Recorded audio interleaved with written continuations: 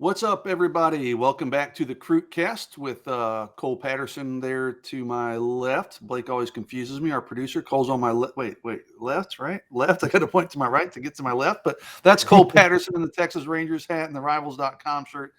I'm Jason Suchomel, weirdly dressed in Adidas from not head to toe, but pretty damn close, it looks like. But welcome to the CruitCast. And once again, everybody, check out our sponsor up at the top of this video. You see them there, Prime Shrimp. Go to primeshrimp.com, $20 off your first order with promo code OrangeBloods. If you haven't tried them, what are you waiting for? Money back guarantee, no mess, hardly any cleanup. If you can boil water, you can make restaurant quality shrimp via primeshrimp.com. Go check it out. So, Cole, we got some things we want to talk about this week. We been leading up to this week, right? Saying, hey, once that calendar flips to June, things are going to pick up. So we are in June. What's June 8th actually today as we record. So big weekend for coming up for Texas. We'll get to that in a minute, but let's kind of refresh and look back to last weekend. Arch Manning, I think we talked about this last week. He took his first official visit. He was at Georgia last week for his official visit. He's got some stuff going on this weekend I'll let you talk about. As always, tough to get really clear intel on Arch. You're not going to get it from Arch for sure. You got to check with other sources, but kind of talk about any scuttlebutt you've heard on Arch from last weekend. And then, of course, maybe tell everybody what Arch has going on this weekend. Yeah, for sure. Like you said, he was out at Georgia last weekend, and to no surprise, seems like it's always going to be between Texas and Georgia for him. He was also on that visit with TJ Shanahan and Jalen Hale. A lot going on there. He'll be down in Baton Rouge actually this weekend in a 7-on-7 tournament. He'll be able to throw the ball there. Don't believe it's more of just a 7-on-7 kind of deal. But Georgia did a great job. I think Georgia feels really good about where they stand for him. So Texas will have some ground to make up there. But yeah, I mean, Texas will probably get some similar reviews coming out of that visit, visit highs and so to speak. But he's a pretty grounded guy. But yeah, Texas will have their shot here in a couple weeks. But Georgia definitely made a big first impression after his first official visit. Yeah, it's interesting. He's competing in the 7-on-7 deal. I think it's literally on the LSU campus. Yeah. Now, I don't know the technicalities, if that's the same as like when we covered the Texas relays here, and I've been doing it for years, and you were there with me, Cole, a couple of months ago. Recruits who are running at Texas relays, they can't just go over and meet with the Texas football coaches. It doesn't work that way. I think it's the same when Texas A&M has guys in town for state 7-on-7. Well, that's usually no, it's not during a dead period this year. So I would assume there are some regulations where Arch can't just, hey, I'm going to go play my 7-on-7 game and then walk over and meet with the LSU coaches. There are usually some loopholes to get around it. If you really want to see those coaches at Texas relays, you have to stay an extra day or literally leave campus and then come back not with your team, and you can meet with the coaches. So we'll see. LSU's been trying to get its foot in the door, kind of hanging around way out on the fringe of this thing. You got to think that Brian Kelly and that new staff will do everything they can to get back in it. We'll see if anything comes of that. I do think, Cole, and I haven't heard this directly, but I think the 7-on-7 deal's Friday. I think he is still taking his Alabama official visit. Maybe after that, I believe, is what somebody seemed to indicate with me. And looks like Cole logged off and he's going to come back on. So I'll just talk for a little bit here. But I do believe, Cole, looks like you're back. I do think maybe Arch is going to take his Alabama visit after the 7-on-7 tournament. Haven't heard concrete confirmation on that, but that's what somebody yesterday seemed to think. As you mentioned, I checked with some Georgia people. You can't get much direct word from Arch. Okay. Yeah. We had Orange Bloods. We got pretty good sourcing. I feel like on the Arch Manning stuff, you talk to his coach regularly. Anwar Richardson's actually tapped into some good sourcing there. We all kind of kick the tires wherever we can. Coming out of the Georgia visit, I just kind of checked with some Georgia sources because I want to see what they're thinking, right? And like you said, there is confidence on the Georgia side. One person who talks to people close to the Georgia program who are involved, they feel really, really good, like supremely confident coming out of the weekend. Yeah. you kind of would expect that to some degree. Texas, I think, will feel the same way when Arch visits June 17th. So, we'll see. Georgia did what you would expect Georgia to do. It's a national championship program. They recruit exceptionally well. It's a great college town. They've got a lot to sell. It's a pro-style offense. So, Georgia did its thing. Now Texas has to hold serve, or maybe even was it break serve, I guess it would be. So we'll see if Texas can do that in a couple of weeks. You mentioned Cole. Just real quick on Arch. I think the only two big things that could have came out of that, the visit went bad. I mean, because you never hear about bad visits, especially official visits. Or two, if he would have committed there. I think those are the only two really noteworthy things. Is he's going to enjoy these visits, and they're going to lay out the red carpet for him. So, yeah, I think we're going to hear pretty similar things from Texas. It's just when he's going to make that decision. But he's a pretty level-headed guy. He'll like his Alabama. But you can't really read too much into it. But, yeah, I mean, Georgia definitely feels like they're in a good spot. Yeah, and I think in 20-plus years of covering recruiting, I can easily count on 5 fingers, maybe 2 fingers, times when guys have told me, that official visit was terrible. It sucked. Yeah. So that doesn't really happen. And it would have shocked me had Arch committed. Yeah. He's been so cerebral about this process and level-headed. He doesn't get caught up in the emotion of the moment. So I think he's going to obviously take all of his visits, maybe take a month or so, maybe longer after that. Maybe he takes it into the fall before deciding, but I don't expect Arch will make a quick decision. And we lost Cole again. Maybe we'll get him back. Oh, there he is again. You mentioned Cole, Jalen Hale, the receiver from Longview, was on the visit with Arch Manning. Sounds like that was a good visit. TJ Shanahan, I think, is pretty interesting. The offensive lineman, 5-star offensive lineman out of Westlake, Austin Westlake, was on that visit. TJ Shanahan told Rivals.com that, hey, man, it couldn't have gone much better. And I forget what the quote was. Like, he has a hard time not seeing himself at Georgia. So I think Georgia. He said he'd be dumb to pass it down or something like that. Yeah, dumb to pass it up or not go to Georgia or something. So obviously Georgia looks really good for TJ Shanahan. Not great for Texas, but honestly, I never thought Texas had much of a shot with TJ Shanahan, despite him being at Austin Westlake. He's a fairly new move into Austin Westlake. Been a pretty interesting week for offensive line recruiting. You've got Ian Reed, another Austin offensive lineman, Cole, from Vandergrift, ends up committing to Clemson. Not a big surprise. We kind of had Clemson pegged as the leader. He took an official visit there last week. Obviously loved what he saw and committed a little sooner than I expected, because Ian Reed was supposed to visit Texas on June 24th.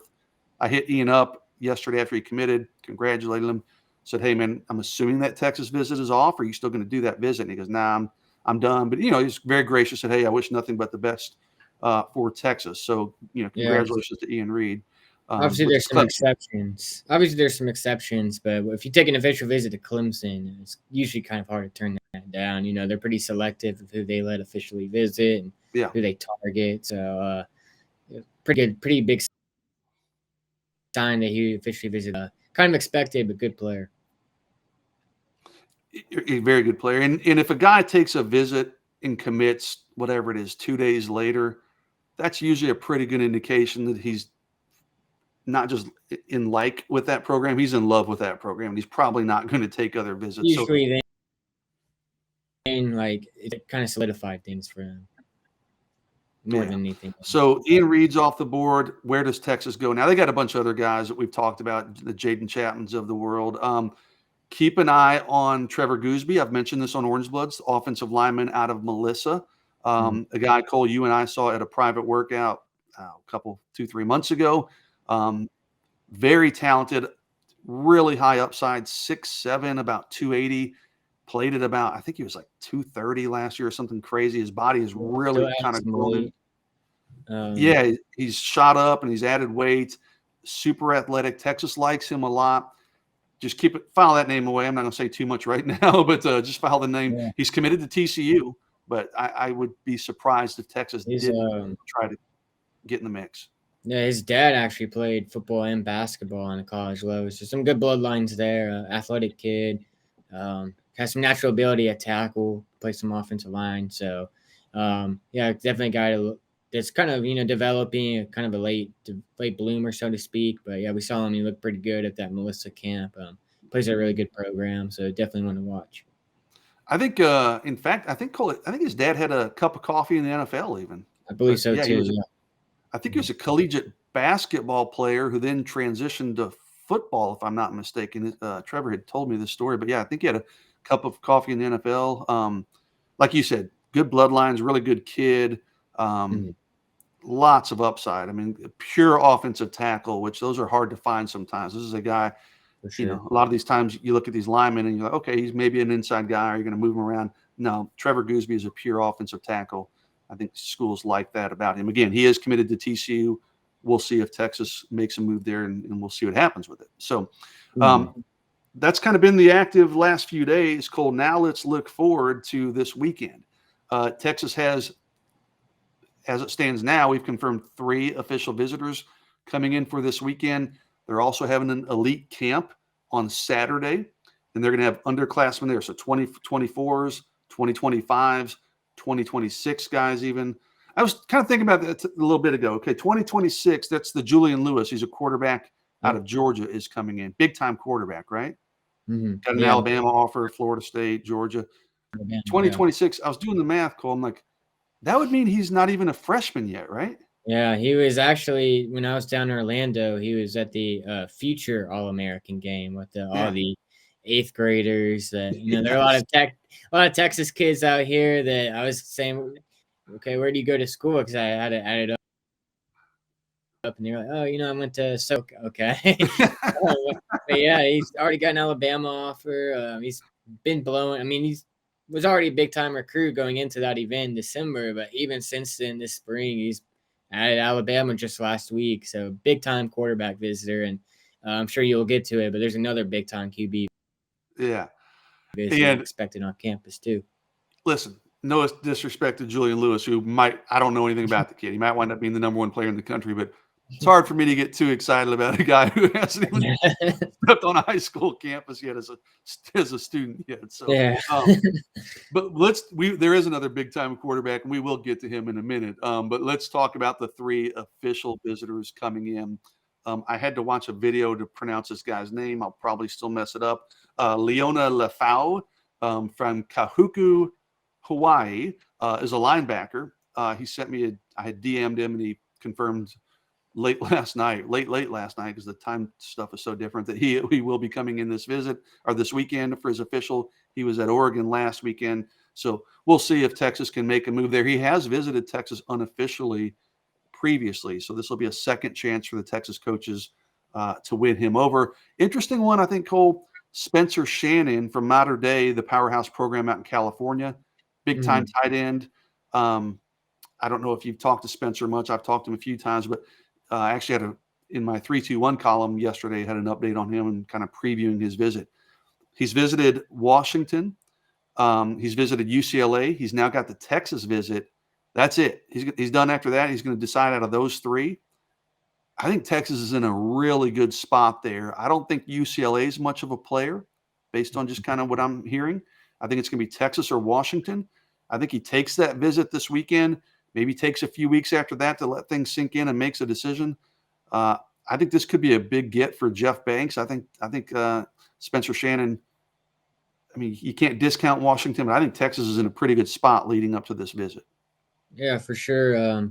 We've talked about Will Randall, Arch Manning's teammate at tight end. Sounds like they could take 2 if they get the right 2. But yeah, it appears like Spencer Shannon's their top guy at that position. If they can pull him out of Pac-12 country over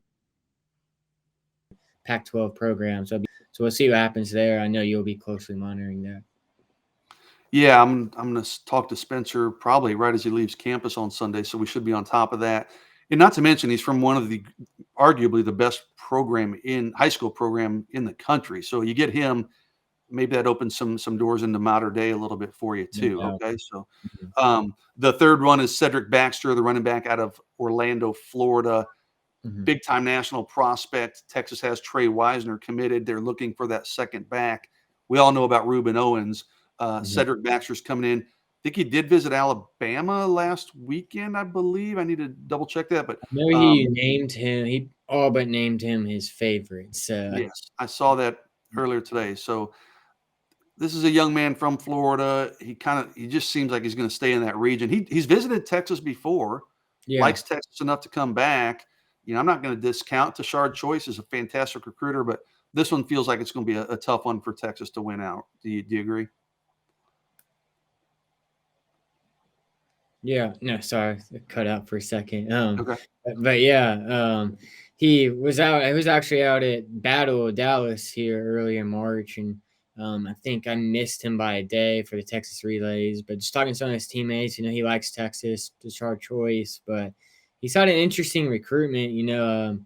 At one point Ohio State was the favorite, and he basically eliminated them, kind of in a surprising move by many. And then Alabama wasn't a factor, and then all of a sudden they're his number one school. So he's had a very interesting recruitment. I know he's I want to say an emotional in a bad way. He just, he'll visit a school and he'll connect with coaches and they'll kind of move up to his list. So maybe that kind of lets Texas move back up there. But yeah, it seems like from my perspective, Florida is probably up there. Alabama's up there. Miami's making him a priority. So like you said, he'll probably stay in that Southeast region.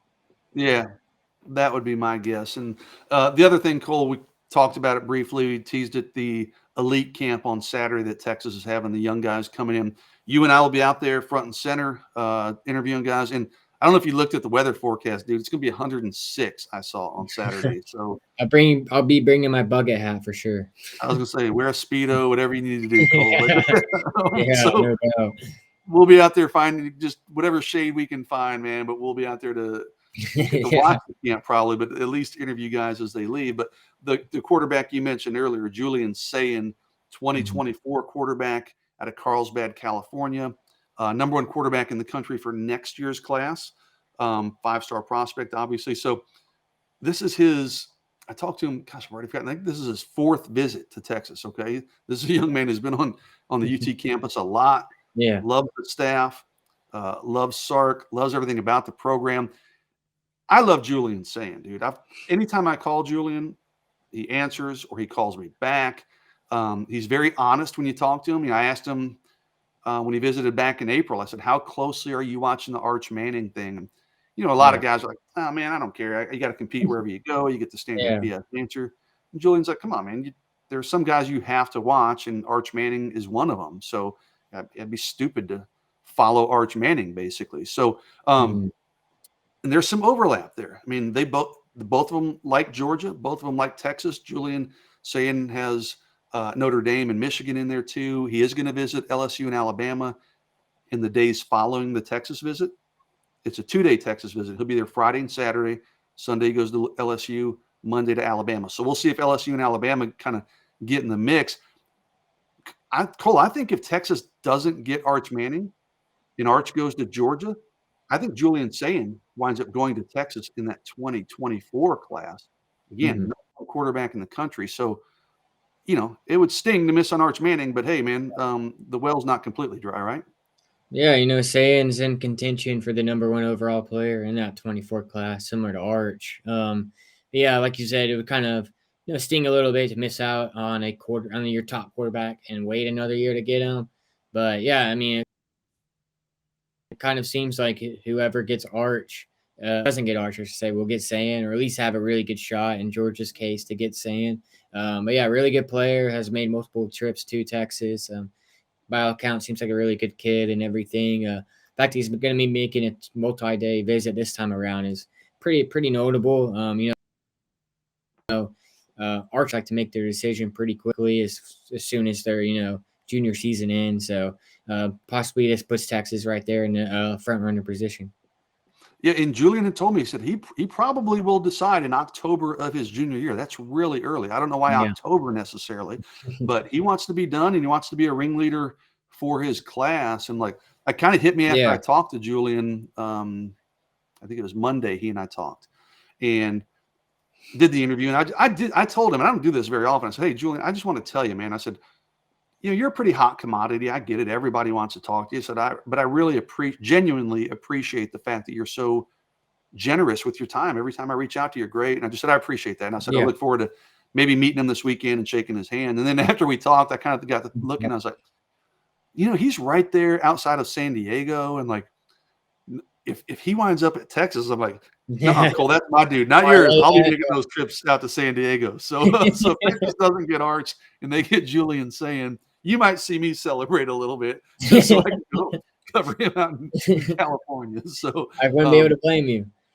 Yeah, well, maybe it might take two of us to go out there, right? Maybe Exactly. both of us. So, but one thing Julian told me, he goes, he's looking forward on this Texas visit to coming in and being able to throw with some other really good players from the state of Texas, guys that are coming in, different receivers and things like that. So, I'm not going to run down the complete list, but guys like Hunter Modden from Clear Lake's going to be there. Freddie DuBose, receiver, is going to be there. Jaden Allen, the Texas commit, who can play receiver or DB, will be there.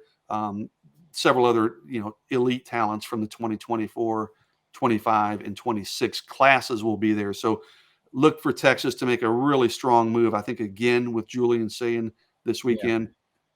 Then we'll see how much of a move LSU and Alabama make. But I really like Texas's position, but with Julian Sayin, but nothing's going to happen until he knows what Arch Manning's decision is going to be. So a lot of moving parts going on, man. Yeah, we're looking back. That'll definitely be.